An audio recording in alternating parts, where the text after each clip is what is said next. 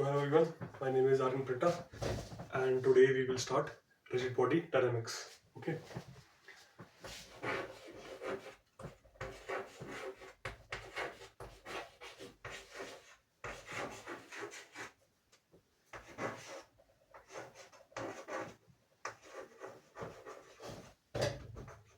Okay, sorry, थोड़ा सा लिख नहीं पाया मैं.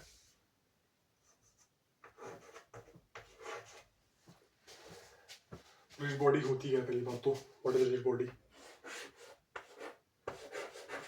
A body in which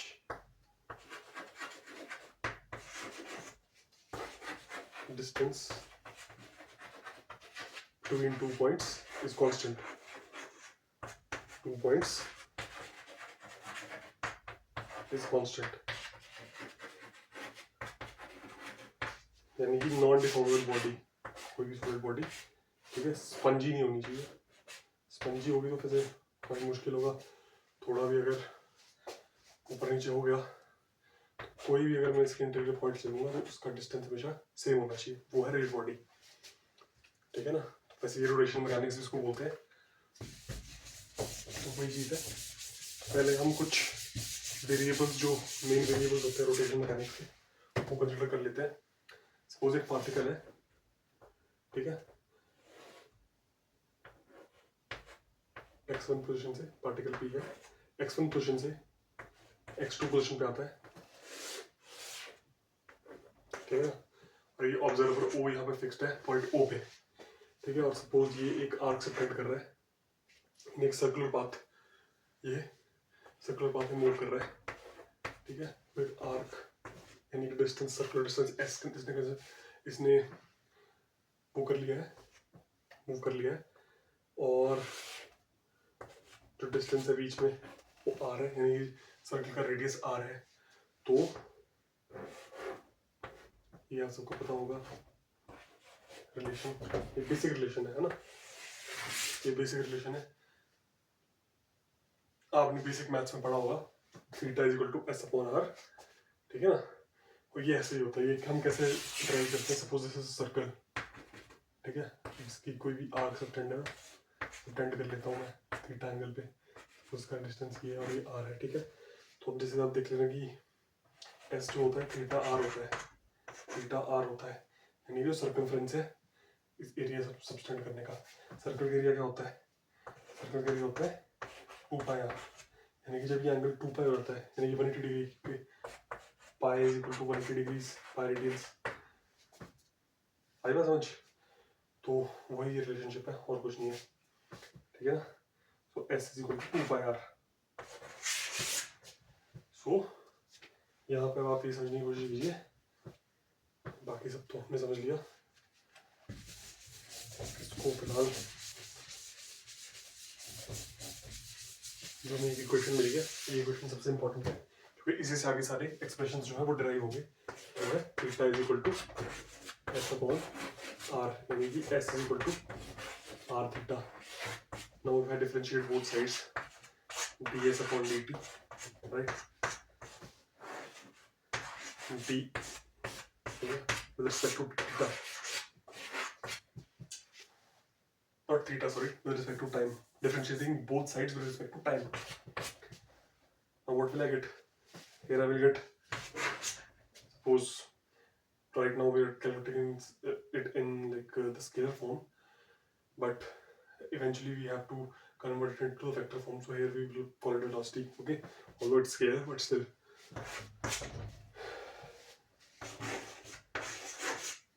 d theta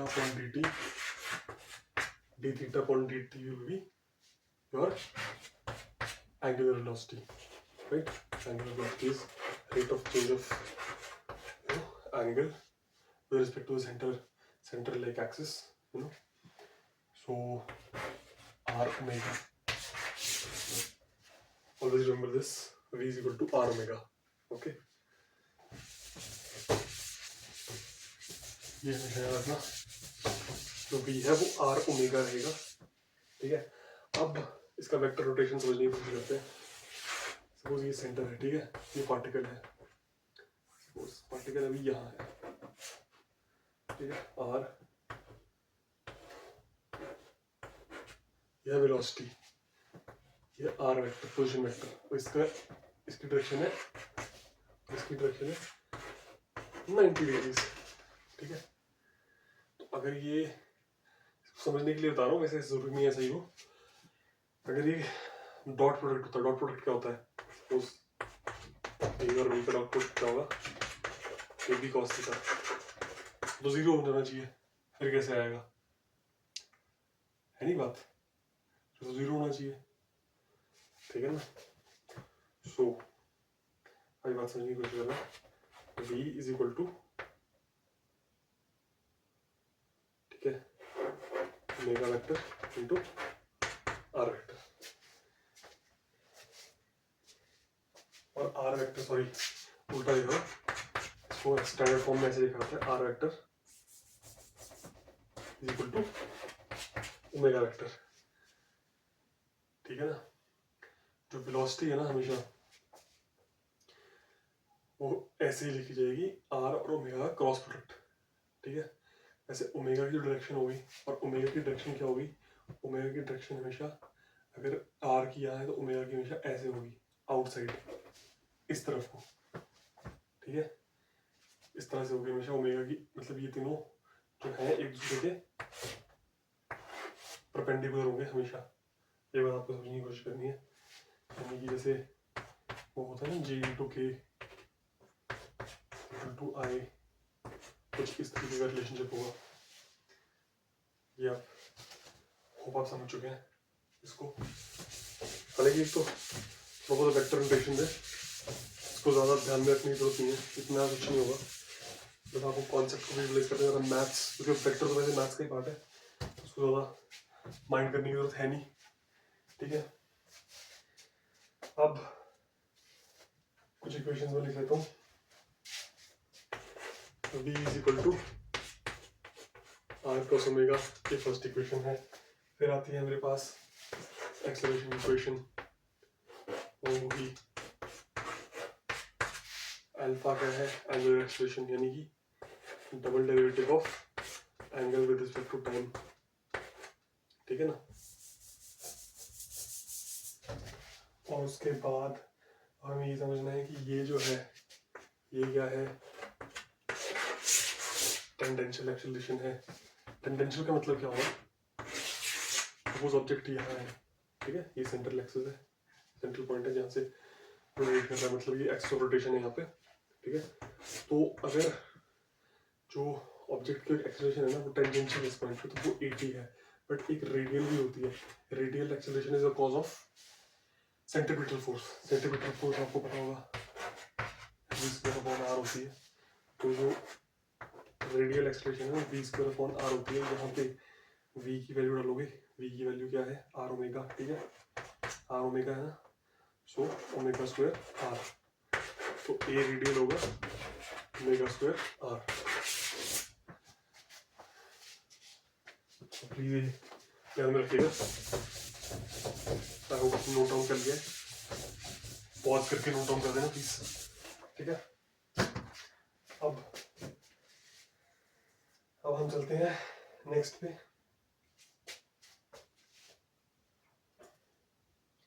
next पे चल लेते हैं।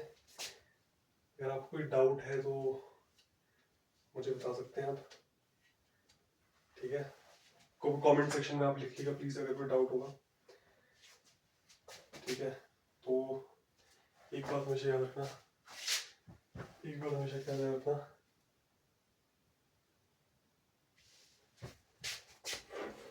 ईच पॉइंट, ठीक है,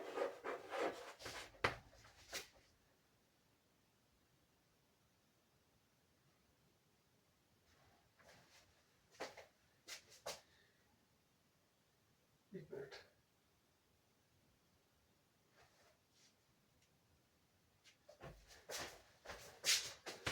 टर्न्स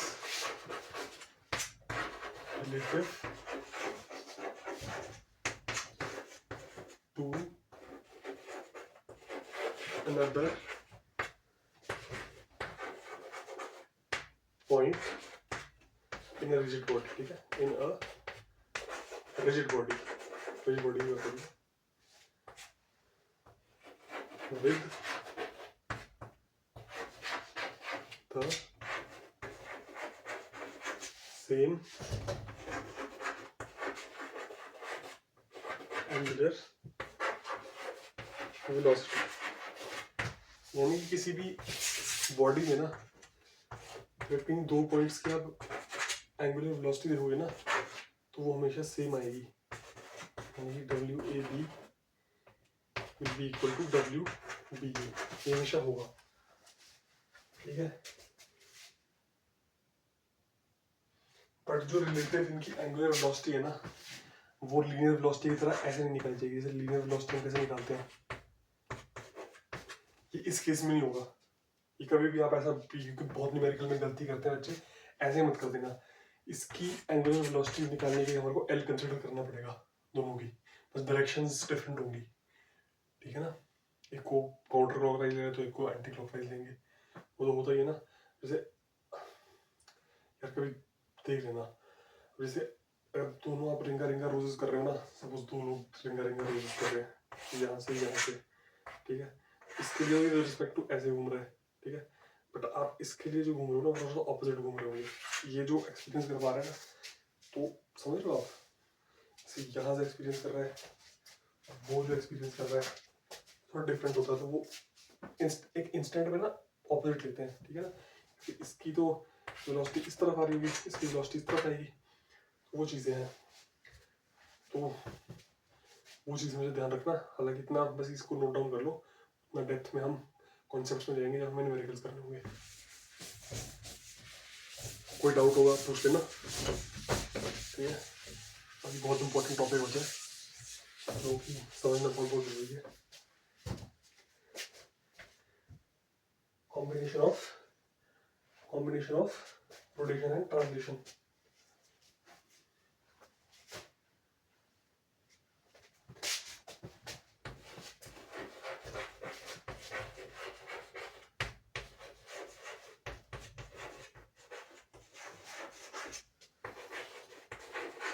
rotation and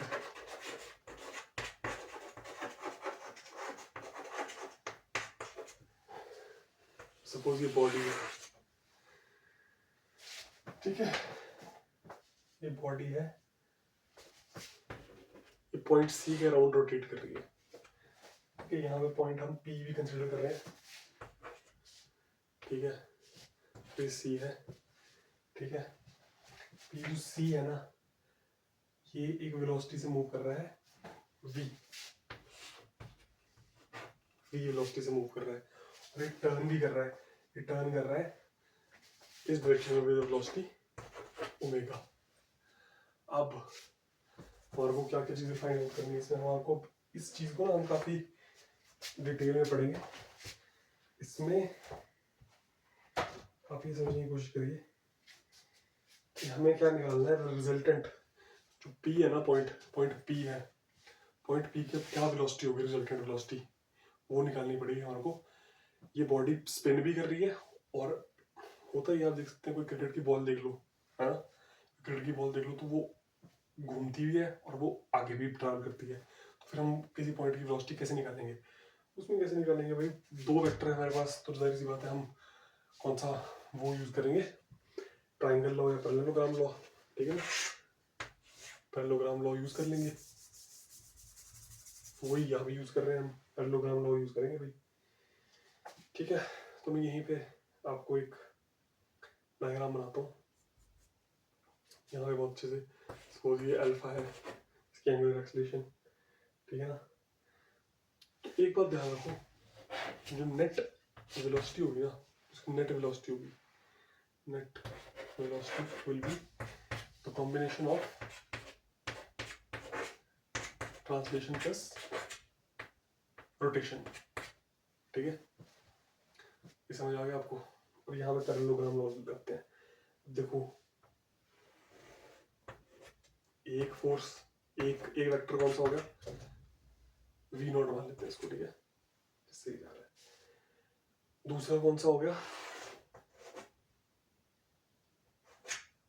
दूसरा वेक्टर कौन सा वेक्टर हुआ, एरो होगा, तो समझ आ रहा हूँ, आर ओमेगा, ठीक है, आर क्रॉस ओमेगा भी लिख सकते हो, इसमें आर ओमेगा ऐसे लिख रहा हूँ ताकि आपको समझ आ जाए, ठीक है, मैग्नीट्यूड लिख रहा हूँ फिलहाल मैं इसका, ठीक है। सपोज वी, इसको मान लेते हैं वी पी सी मान लेते हैं, मतलब P with respect to C velocity of P with respect to C R omega, क्यों, डिस्टेंस आर है, distance between P and C is R, ठीक है, तो V P C R omega या आर क्रॉस ओमेगा भी लिख लेता हूँ, क्या पड़ता है, ठीक है। अब निकलेगी जो हमारे को चाहिए वीपी, इसका रिजल्टेंट तो क्या है वीपी, ठीक है, और मान लो इसका एंगल, इसके बीच में एंगल है थीटा। इतनी सी बात समझ आ रही है, अगर समझ आ रही हो, ठीक है। तो अब मैं डायग्राम बना लेता हूँ अच्छे से,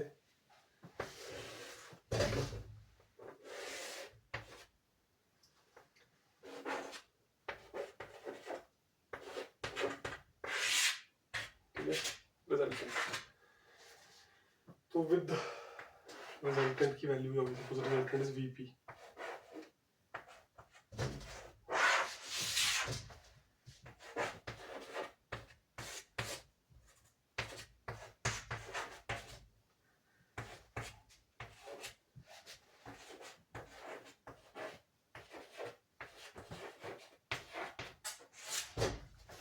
ये है वैल्यू, समझ गए। और जो एक्सेलरेशन है ना, एक्सेलरेशन टोटल वो क्या होगी, एक तो होगी एसी,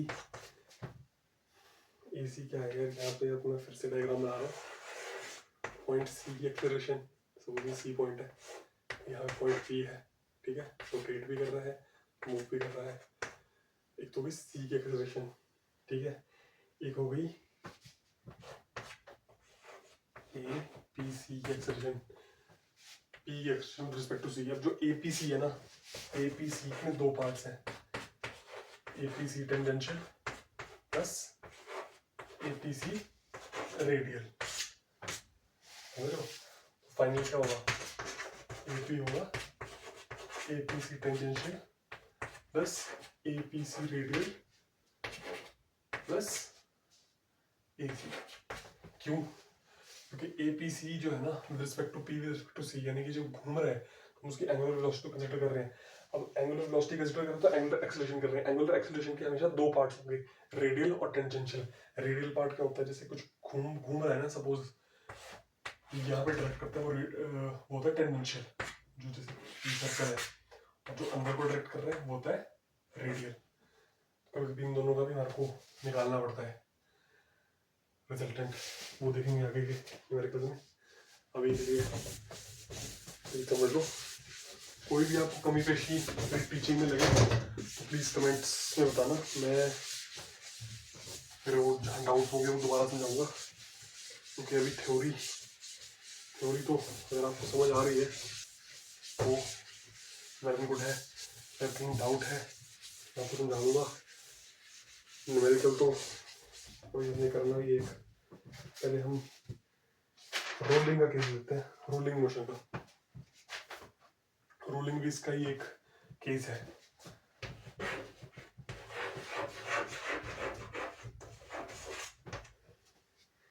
इसको बड़े ध्यान से समझना, इसको ना बड़े ध्यान से समझना जी, ठीक है जी, ये बड़े ध्यान से समझना, ये बहुत इंपॉर्टेंट है।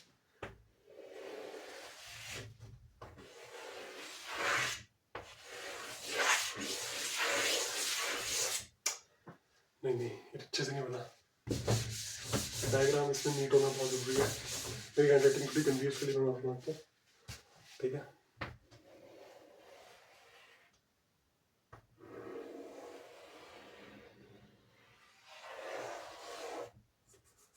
परफेक्ट परफेक्ट, ठीक है।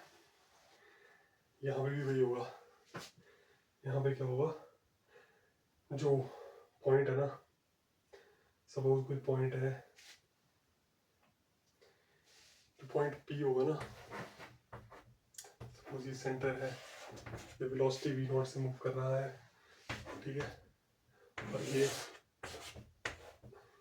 ऐसे आगे को मूव करेगा, तो सॉरी तो डायरेक्शन क्या होगी, कल डायरेक्शन लिख रहा हूँ मैं, वो आपको नोटिस किया होगा, इतना आपको नोटिस करना ही चाहिए, ठीक है। और ये है r, ठीक है। मैं समझने की कोशिश करना, वेलोसिटी जो है, अगर हमको p की लीनियर वेलोसिटी निकालनी होगी ना, तो इधर ये इस वेलोसिटी से मूव कर रहा है ओमेगा r से, ठीक है, और आगे भी मूव कर रहा है, तो ये होगी, ये नहीं होगी, ये होगी। क्यों? मैं आपको कंफ्यूज कर रहा हूँ, आपको कॉन्सेप्ट में बैठे रहने, क्योंकि मूव तो आगे कर रहा है ना, उसका मतलब क्या है, पॉजिटिव मान रहे हैं ना हम इसको, तो मूव तो ये आगे कर रहा है पॉइंट P। अगर आप पॉइंट P भी कोई होगा ना, बस आगे कोई मूव कर रहा है, पीछे नहीं जा रहा है, ये नेट वेलोसिटी की आगे कोई है, तो उसको V माइनस ओमेगा r कैसे लिखेंगे, ठीक है। कंसिडरेशन है, कुछ और भी लिख सकते हैं, ठीक है। ये भी नेट है। अब इसमें एक चीज समझने की कोशिश करना, ये सरफेस जो है ना, S है, ये पॉइंट P है, Vp और Vs जो है ना, रिलेटिव वेलोसिटी, ठीक है, सेम है, क्योंकि स्लिप नहीं हो रहा, तभी ये rotational motion, rolling motion consider हो गया, ये दोनों सेम है। अब इसका आप बोलेंगे यार ये कैसे सेम हो सकता है, ग्राउंड तो रेस्ट पे है और ये तो मूव कर रहा है। अब समझने की कोशिश करना ये चीज, मैं भी समझाता हूँ। अभी तो इतना समझ गया ना, अगर ये नहीं होगा तो स्लिप कंडीशन है। अब ये क्यों, मैं समझाता हूँ, रिलेटिव वेलोसिटी की जीरो क्यों है।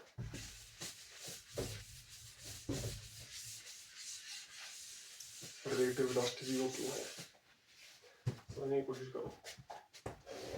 ये थोड़ा सा इसलिए ताकि आप इमेजिन कर पाए, कई बच्चा ना कंफ्यूज होता है कॉन्सेप्ट में, कई बार बच्चा कंफ्यूज होता है कॉन्सेप्ट में।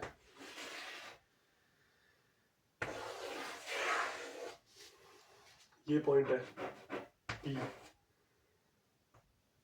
ठीक है, P पॉइंट है इस सरफेस पे S1 पे,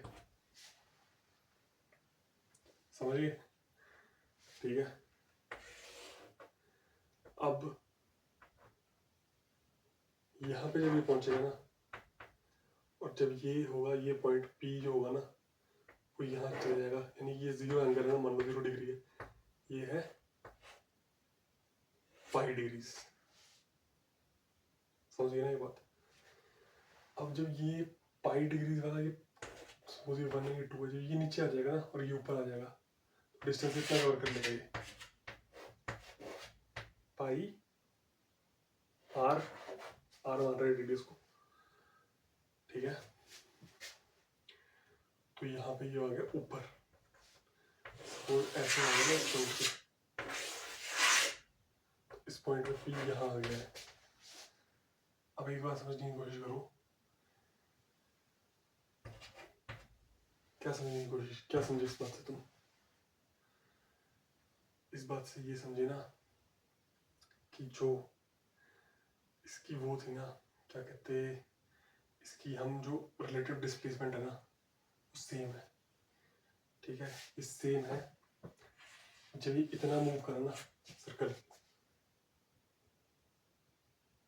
तो ही ये इतना मूव करा, देखो जो इनके बीच में जो रिलेटिव, ये हमेशा सेम ही रहेगा, ये इनकी डिस्प्लेसमेंट है। फिर इसकी तो चलो, इसकी डिस्प्लेसमेंट तो क्या हुई, इसकी डिस्प्लेसमेंट विद रिस्पेक्ट टू इसके तो चलो कितनी हुई, सपोज ये पॉइंट था, ठीक है, और इसकी डिस्प्लेसमेंट यहाँ पे ऊपर हो गई, इसकी डिस्प्लेसमेंट तो कुछ भी नहीं हुई, इसी का डिस्प्लेसमेंट हुई।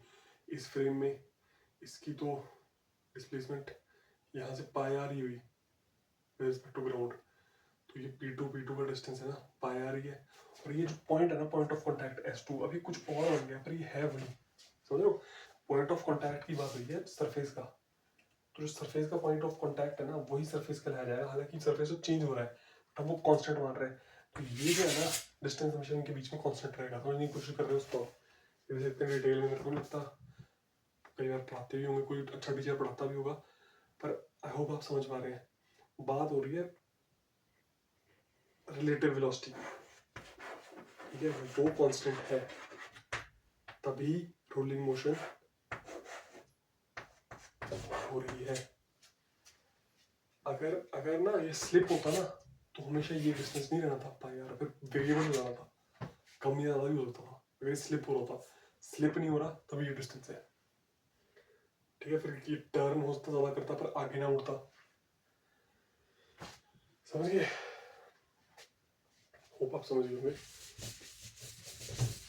इस केस में हम एक्सेलरेशन भी जीरो ही कंसिडर कर रहे हैं, ठीक है। एक्सेलरेशन है zero, acceleration of point B is also zero, ठीक है सर।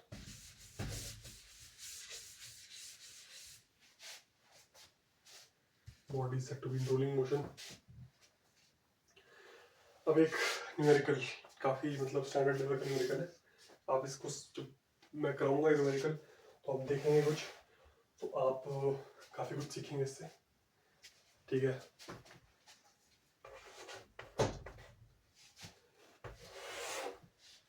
सपोज ये लेंथ x का है एक, ठीक है, पी क्यू रोड है, ठीक है ना, और यहाँ है सपोज ये सेंटर पॉइंट है, तो यहाँ पे ये वेलोसिटी v से मूव कर रहा है, 30 डिग्री का डिस्टेंस है, ठीक है, 30 डिग्री का एंगल है, डिस्टेंस सॉरी, ये ऐसे काउंटर क्लॉकवाइज, हाँ काउंटर क्लॉकवाइज ओमेगा से टर्न हो रहा है, ओमेगा एंगुलर वेलोसिटी से। तो अब इसको O मान लो, सेंटर पॉइंट O, ठीक है। तो अब पॉइंट P का हमारे को क्या निकालना है, find the velocity of and P of the rod, ठीक है ना, समझ गए। वेलोसिटी जो P की होगी ना, समझने की कोशिश करना। ये मैं पहले इसलिए लिखा हूँ क्योंकि आपको इतने से आपको अभी P की वेलोसिटी कैसे निकालनी है वो समझ आ जाना चाहिए, ठीक है। कैसे निकालनी है जो हमने पीछे जैसे निकाली, ठीक है ना। VP is equal to VPO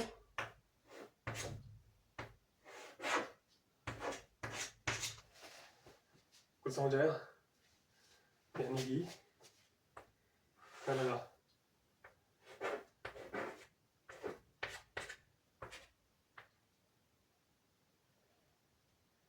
क्या लगा,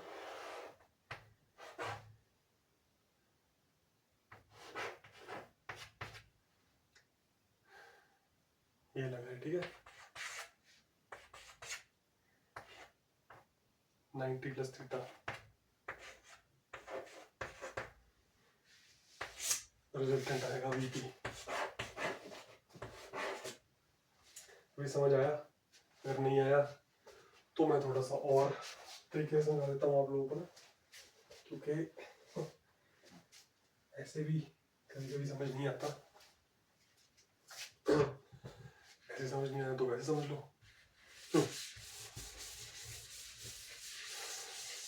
अगर ये समझ नहीं आ रहा आप लोग को तो क्योंकि मैंने ये पहले इस तरीके से समझाया ताकि आप विजुअलाइज खुद भी थोड़ा कर सके। एक बार खुद ध्यान लगाओ, डायग्राम आपने बनाया है, ठीक है, रिवाइंड करो और डायग्राम बनाओ और खुद बोलो, खुद एक बार सोचो कि क्यों मैंने ऐसा लिखा, ठीक है। एक बार उस डायग्राम को रीड करो, क्या क्या डायरेक्शंस हैं, क्या क्या है, ठीक है, एक बार कर लो, फिर मैं देखता हूँ।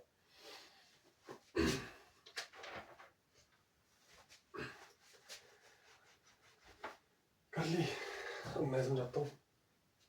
सपोज ये रॉड है यार, ठीक है, इसका सेंटर पॉइंट वेलोसिटी v से मूव कर रहा है, ठीक है, 30 डिग्री ऐसा, ठीक है। अब एक समझने की बात है ना यार, जब ये किस डायरेक्शन में है, एंटी क्लॉकवाइज डायरेक्शन में, एंटी क्लॉकवाइज या क्लॉकवाइज, एंटी क्लॉकवाइज ऐसे है, ठीक है। तो यार यहाँ पे क्या B है, यहाँ पे Q है, यहाँ पे O है। समझने की बात है ना कि जो ये है ना velocity of P with respect to O, वो ऐसे को नहीं होगी, समझ रहे हो। Velocity of P with respect to O हमेशा 90 डिग्री के एंगल पे होगी, होगी नहीं होगी, होगी। क्यों होगी? क्योंकि ये सपोज R डिस्टेंस है, ठीक है।